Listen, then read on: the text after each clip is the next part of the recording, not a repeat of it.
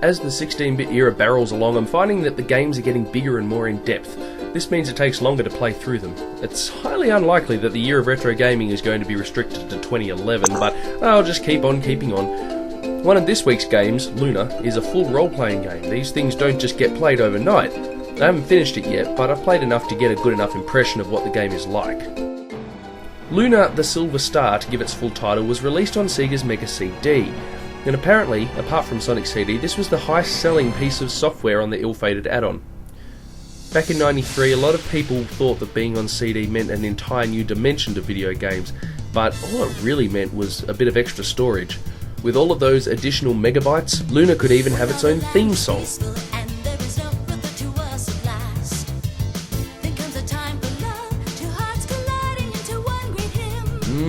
I'm sure back in the early 90s this would have been amazing to have a real singer in a video game. What a novelty. In hindsight, it's terrible. And this intro is not even FMV. The sprites here could easily have been done on any other 16-bit machine. When the game starts, you hear some real voice work.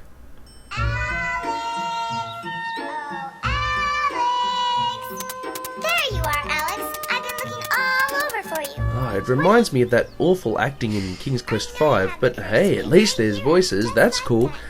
So what's holding you back? Unfortunately, the voice work is used only a handful of times. Again, nothing but a novelty. The acting is so bad it would probably be better without it anyway. So let's play the actual game. Your little hero, Alex, can walk around in only 4 directions. Really? 1993 and still no diagonal walking? Oh well. Another thing that I wonder is, why is everyone shouting at me? Take the caps lock off. Anyway, Alex is a kid in a village who dreams of adventure and through circumstance travels the world with a party of companions to defeat a great evil. Yep, it's RPG Plot 101. I know we have to remember that this was made before many of the RPGs that standardised this kind of story, so it probably seemed much more original back then. The battles are also very standard RPG stuff with the usual attack, magic and runaway options. The only thing that seems to set this battle system apart is that both heroes and villains have to move across the battlefield to reach their targets. There's no way of knowing exactly how this is going to work out though, since it's all automated. For the most part, it's just spam the attack button to win. Since this is an old school RPG, there's lots of grinding required. To be strong enough to visit new areas, you have to go out into the wild and fight the same monsters over and over again until you level up. If a battle system's interesting and fun, I don't mind grinding so much, but when it's all as repetitive as this, I get bored really quickly. So as Alex goes on his way fighting monsters, wandering around the enormous but incredibly empty world map, doing lots of fetch quests for the town folk and beating bosses that require as much strategy as pressing attack repeatedly, he enlists the help of party members that come and go as the adventure progresses. These add a little bit of variety to the proceedings, but they're all pretty cardboard themselves. Lunar actually commits one of the cardinal sins of RPGs. When you're buying stuff in shops, you can't see the stats that the items will give you. Oh, it's so annoying. Not only that, but outside of the shops there's no way to see how much money you have. There's a general lack of user-friendliness that gamers just expect from RPGs these days. It's a good thing there's internet FAQs around now, but gee, it must have been frustrating playing Lunar back in its day. It probably sounds like I hated Lunar since I've pretty much pointed out all of its faults, but the game's not terrible. I quite enjoyed it. Is it as good as the Final Fantasies and Dragon Quests of the 90s? No. But it's not bad. My friends, you are the first adventurers to visit me in a long time. If you don't mind some outdated frustrations with your old school role-playing, you'll probably enjoy it.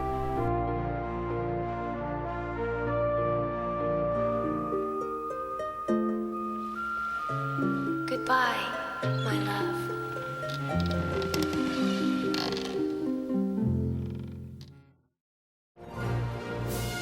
What an awesome movie Jurassic Park was.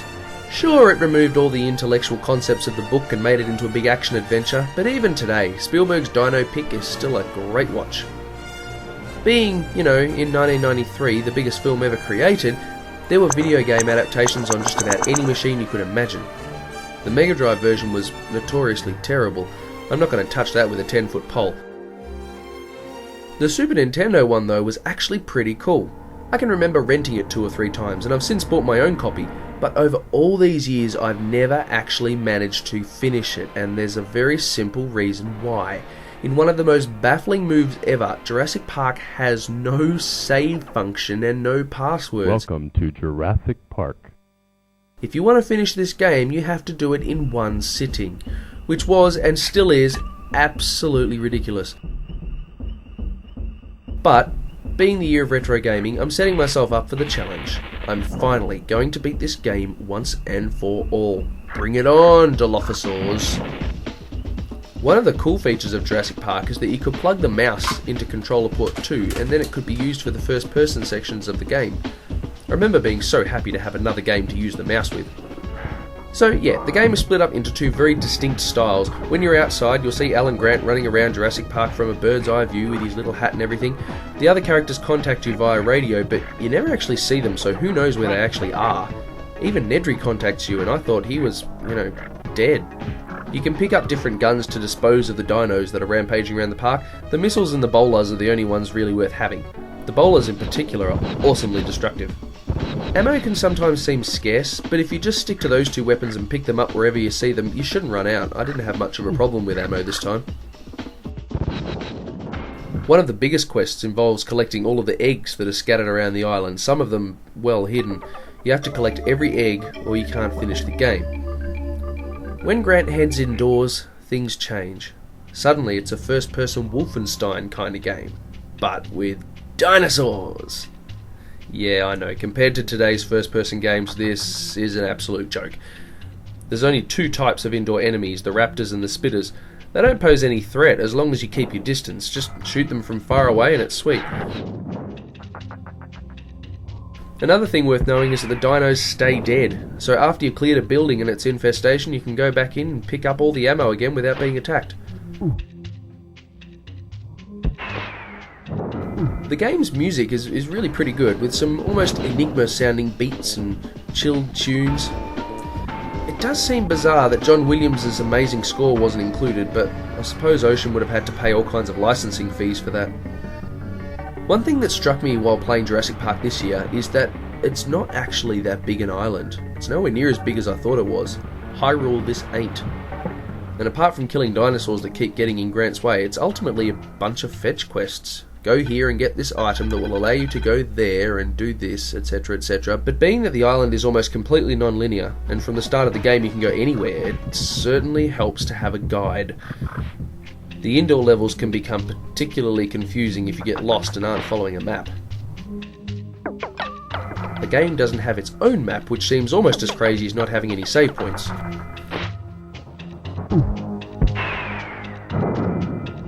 As you can see, the screen's cluttered with lots of absolutely useless information. Points. Who the honkies cares about points in a game like this?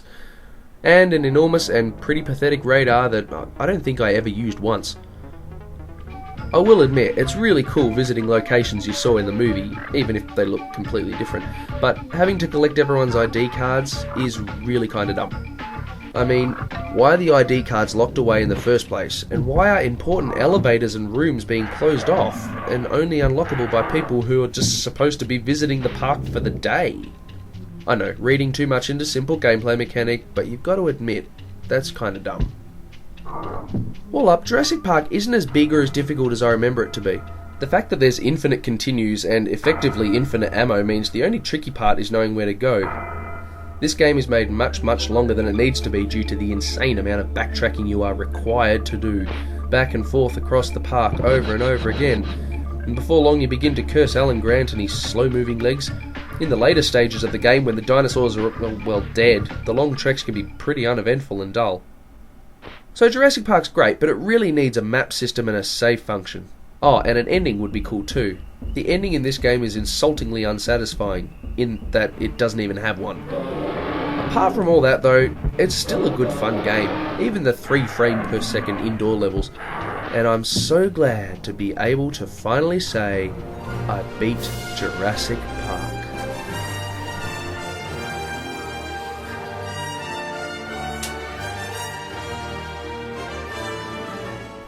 Next week, a zombie game, just in time for Halloween. Alright. Also, Disney favourite, and Plock. Peace out.